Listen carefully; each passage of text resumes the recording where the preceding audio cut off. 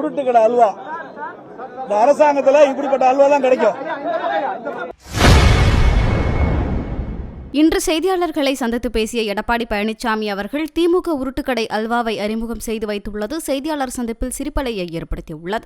இருக்கின்றது மக்களை ஏமாற்றுவதுதான் இந்த அரசாங்கத்தினுடைய வேலை என்பதையும் இந்த நேரத்தில் தெரிவிக்கிறது.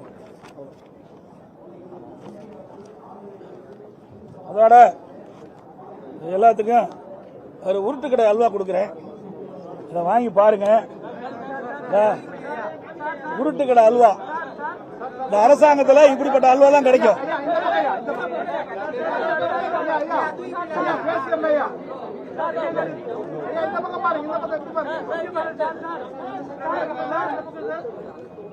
இந்த தீபாவளி வருதுல்ல, இந்த தீபாவளி வருகின்ற பொழுது 2021ஆம் ஆண்டு இன்றைய முதலமைச்சர் எதிர்க்கட்சி தலைவராக இருக்கின்ற பொழுது திமுக தலைவர் அவர் சுமார் 525 அறிவிப்புகள் வெளியிட்டார்.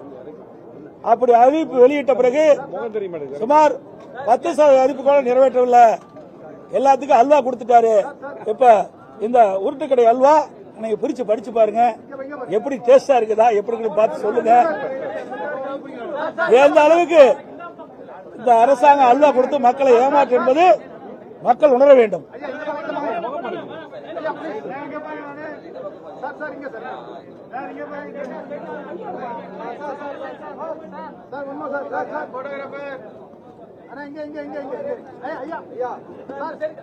ஓகேவா?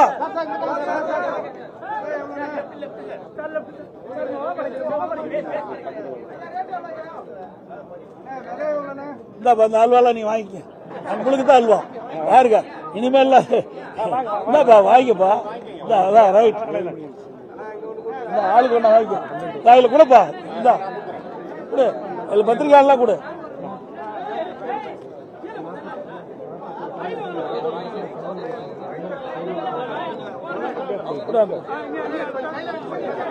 எல்லாம் கொடுங்க, அதில் கூடப்பா தம்பி, அதில் கூட அங்கே கூட அங்கே கூட அவங்களுக்கு.